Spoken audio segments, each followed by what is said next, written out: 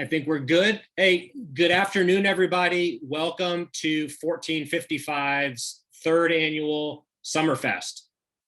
I'm Sean Murphy. I'm the executive director of 1455, and I'm so glad that you're joining us here today. I'm incredibly proud. All of us at 1455 are very honored to bring you 3 days filled with amazing programming. I'd like to thank every single speaker that you're about to enjoy over the course of the next 3 days. And I need to acknowledge right up front that an entire team is responsible for bringing this all together.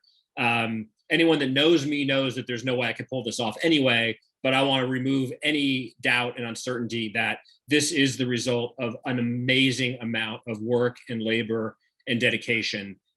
So please think of all the team, and you can look on our website and see the entire festival committee and give them a shout out.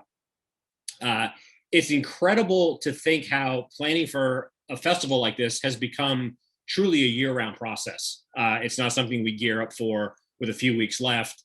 The festival committee actually started meeting in early 2021, and since then has been putting in countless hours every day.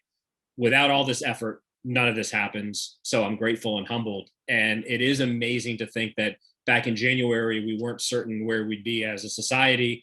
I think we've all made incredible strides, and we definitely look forward to being back in person and beginning to integrate live in-person events. But for this year, for a variety of reasons, safety being foremost, we're very happy to bring this content virtually.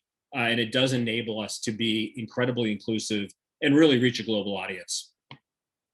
So it's funny to think that just 2 years ago, when I was giving the opening remarks to our first annual festival, it was live in a pre-pandemic world. And that inaugural festival had 20 panels and 50 speakers, which seemed an inordinate labor of effort to get to that point. And then last year, our first virtual festival more than doubled to 50 panels and 150 speakers.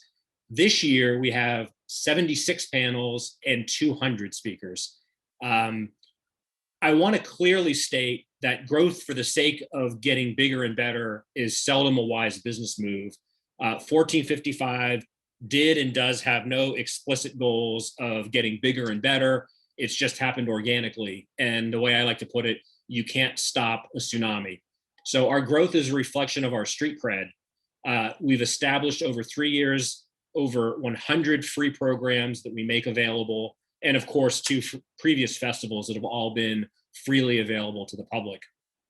And what began as a literary festival, and what we used to call it, has really grown in short order to an event that's dedicated to storytelling. It features a diverse offering of authors, speakers, contributors from a variety of genders, cultures, ethnicities, and socioeconomic backgrounds. Our programming is inclusive by design, and not only do we seek to ensure that no one's excluded, we provide a platform for traditionally underrepresented voices and are proud to do so. This festival will do just that. The conversations you'll see will focus on the power of storytelling and the crucial role it plays, not only in creative and academic fields, but far beyond, including the business, political, and sports arenas, to name a few. This is a rare opportunity to learn from some of today's most celebrated, diverse, and up-and-coming storytellers who bring their unique perspectives to timely issues affecting our culture, such as the book industry, race relations, sexual equality, and the environment. In my humble opinion, every session is a highlight and every single speaker is a VIP, but I do feel obliged to brag a bit and mention that over the next 72 or so hours, you'll have a chance to see some household names in action. Our keynote speaker is the Booker Prize winning author of Shuggie Bain, Douglas Stewart. Our featured authors are National Book Award finalist Disha Filia and best-selling memoirist Brian Broom. We also have a special conversation with one of the hottest crime writers around, S.A. Cosby, who just landed on the New York Times bestseller list yesterday. In addition, we're welcoming back Edgar Award winner Angie Kim, best-selling journalist Jake Tapper, environmental activist Philippe Cousteau Jr., and direct from your TV screens, Sunny Hostin and our storyteller of the year, Lisa Ling. If this is your first time checking out one of 1455's programs, I welcome you. And I also encourage you to find a plethora of free, amazing content available via our website at 1455litarts.org. You can learn more about our history, who we are, what we do, why and how we do it, and that we're always looking to expand our posse and attract sponsors, supporters, and kindred spirits so we can keep all of our programming free and inclusive. That's our only goal. Like I said, celebrating creativity and building community is 1455's mission. You can help us fulfill that mission, and you can also sit back and enjoy, because we're happy to bring this content to you 365 days a year. Lastly, for anyone who's checking us out for the first time, again, I thank you. And if you're wondering, why 1455? What does that mean? I'm always happy to take an opportunity to explain.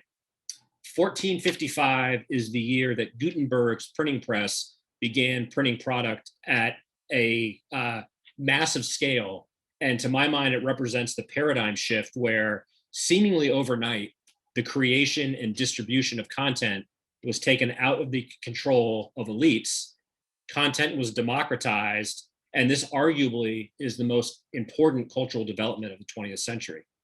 And you can trace a line from that printing press to the electronic device that you're watching now.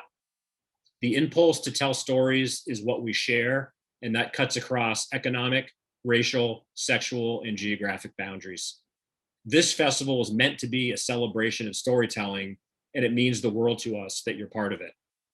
Our first session kicks off at 3 p.m., but in a few minutes, we're featuring part one of a very special video presentation entitled The Art of Storytelling, which is the result of indescribable effort and passion by Shamar Wheeler, the founding creative director of DC's Droom Theater Company. Please check that out and enjoy the rest of the programming. Lastly, a reminder, every single session is being recorded and will be available at 1455's YouTube page after the festival concludes. So make sure you follow us on Twitter, Facebook, Instagram, and bookmark our YouTube page. For tons more info, check us out at 1455litarts.org and enjoy the festival. Thank you so much. I'll see you throughout the weekend.